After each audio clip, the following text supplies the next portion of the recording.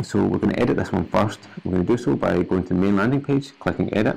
Now this is going to load up the default template and the default design, which is kind of like a holding design that we have for sites that haven't yet been edited. So you can see that our logo has already been pulled through from the members area logo that we uploaded earlier. But to edit this further, we're going to want to click these arrows at the top left to bring up the edit panel. So the edit panel is where you're going to make all the changes to your lander that are available on the tool. We have the option to go to virtual paths again, so we can jump between our route and our London one that we created outside this tool, but we're not going to do that for now. We're going to stick on the route or default, and the next thing you'll see is template. So set it to the default one, which is what we're going to be editing, but you also have options for no scroll and fixed templates, which we'll cover a little bit later. But for right now, we're going to continue as is. So the next thing you're going to want to make sure you've ticked is secure site. So this is going to ensure that all links on the site are secure. So you're going to want to make sure that's ticked. You're also going to want to make sure that responsive site is ticked, because when users are loading up the site on different devices with different dimensions, you're going to want to make sure that the site is responsive and fits itself to those dimensions regardless of what they're going to be. So directly below this, we're going to have the main logo. So the main logo is obviously, as we said there, pulled through from the members area. However, if you wanted to upload an alternate logo, say with maybe alternate colours, maybe you wanted to have a kind of dark colour theme on your lander, so you're not going to want to have black writing, you're going to want to have white writing, so you might want to upload an alternate here. So the option is there to browse and to upload as you see fit. So the next thing we're going to come to is the site background colour. So you're going to want this to match up with the background, with the colour of the background images you're going to be uploading. So it's important to check what colours are in your background images before you set the site live. So in our scenario, I know for a fact that our images are going to be white, so I'm going to want to set that to white. And I can do that by entering in RGBA values, or just by using the colour picker tool. I can also edit the opacity with this slider here, or by editing the number between 0 and 1 for the alpha value. Below this we've got the fixed template column colour. That's not important just now, we're going to cover that when we cover the fixed template. So below that, this is where you're going to upload your 3 main background images. So these are going to be basically the same image, but with different dimensions, sort of different focal points for the image. And this is basically for desktop and for tablet, and then smaller for mobile again. Using the recommended dimensions that we have here, we're going to select our first background image and open it. And you can see it's uploaded there. We're going to do the same again for our 800 image, which is our tablet size image, and then finally for our mobile one. So it's worth mentioning at this point that it's important to center or get the focal point of your images rather in set places in these images. So for the large background on this default template that we're using, you're going to want to have the subjects of your image in the top right hand corner so that they're not obscured by this form here. For the tablet, you're going to just want to have them basically in the top half. The design and layout of the tablet and the default template is quite generous, and as long as you're sort of focused in the top half, you'll be fine. Then for the smaller mobile one, you're going to want to again have them up at the top very right hand kind of area of the image itself, so that they're not obscured by things like the form and the photo block. So what we can do now that we've uploaded this is we can click preview to have a look at what changes have been made, and you can see we've got our new background image in. And because we're happy with that, we can click save and preview. So this is going to give you the ability to preview, but also save the design and basically upload it to your live site. So if you are re-editing a site that you've already made, after you click save and preview, that's going to become live instantly. You also have the option to download as well. Next to this is going to download the HTML should you want to make any further edits and manually change the code. And mobile preview is basically just going to bring up a smaller window which gives you an idea of what the lander is going to look like on a mobile device using this background image. So as you can see, these background objects in front of the photo block and in front of the articles aren't really matching our theme with the sort of seaside, so we're going to want to change the colours of these. So we'll do this by scrolling down to background design, and we've got the option to change article 1 gradient top, which is basically going to be this colour here, and article 1 gradient bottom, which is going to be this colour here. So you've got the option to have a gradient here, or to have one fixed colour if you choose the same colour for both, obviously. So again, we've got a colour picker, which we can select things and change the opacity with. However, we've got predetermined colours, which I'm just quickly going to enter now.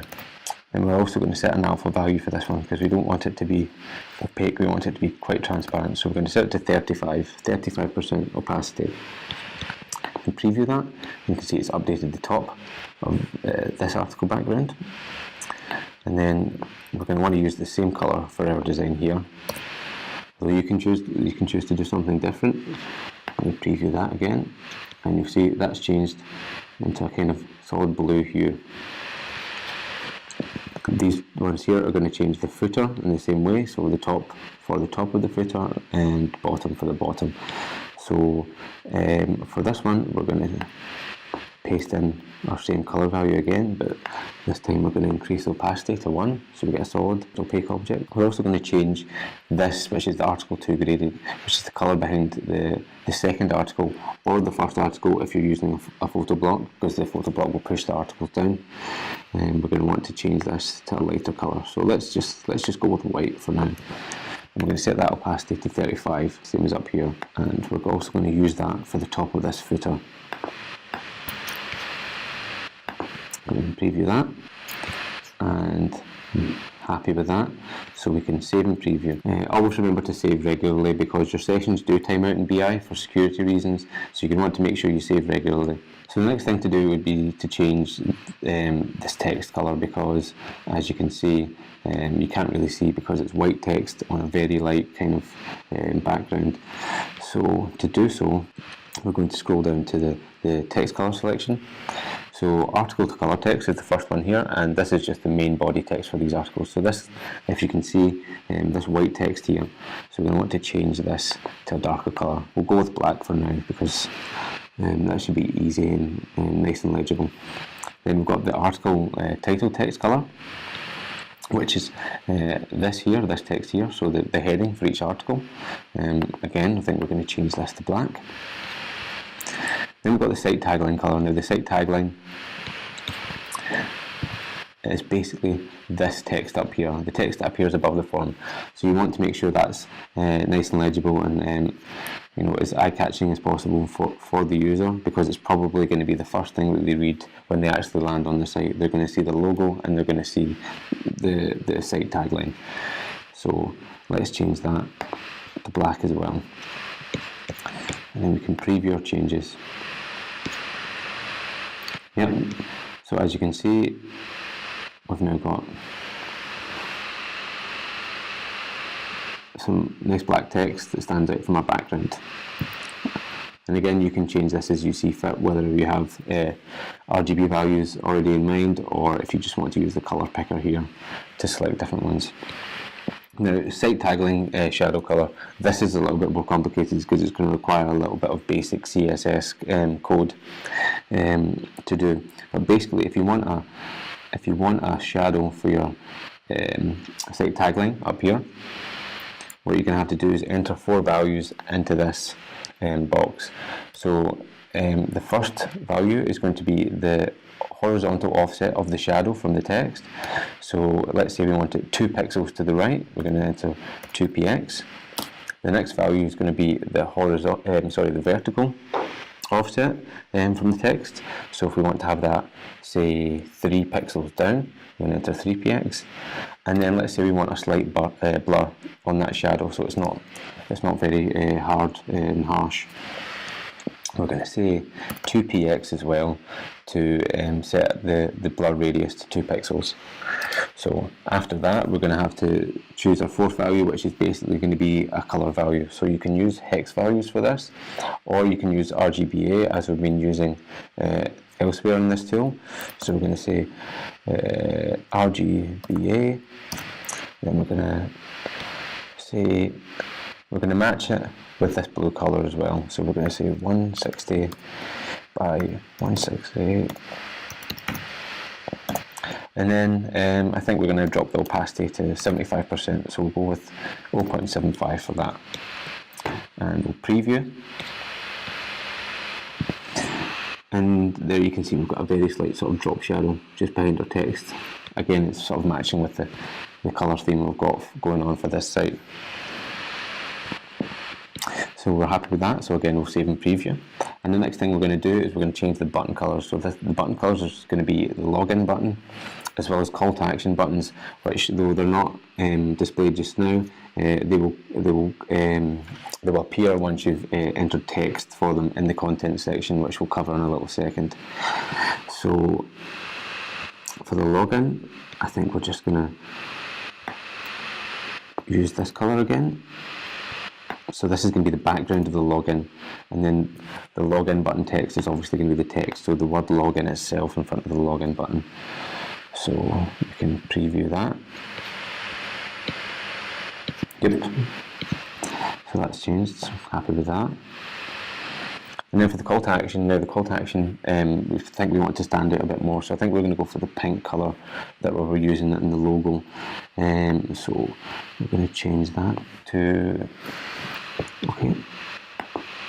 And then we're going to leave the text colour as white as well. So we can't see that just now, but we'll save anyway, and we can come back after we've added some text into our call to action buttons. So the final thing on this first site design tab to go over is the additional custom styles.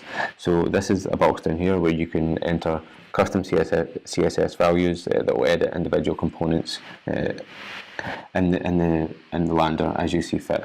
So if you wanted to know more about this, you'd download the HTML file and check what the naming conventions are for the various attributes and objects within the CSS code, and then you can edit it in this panel. So as a quick example of how this works, let's say this text is a little bit too fine, so we want it to be a bit weightier, so we want to change the font weight so that it's a bit easier to read. So I happen to know that in the CSS for these templates, the article text is defined as P, so we're going to edit this by typing in pspan and then font weight. I'm going to change it to 400. Okay, if we preview that, yep. Okay, so our text has got a little bit weightier and a little bit easier to read, so we can save that. We're happy with that. So that's everything that covers the design section.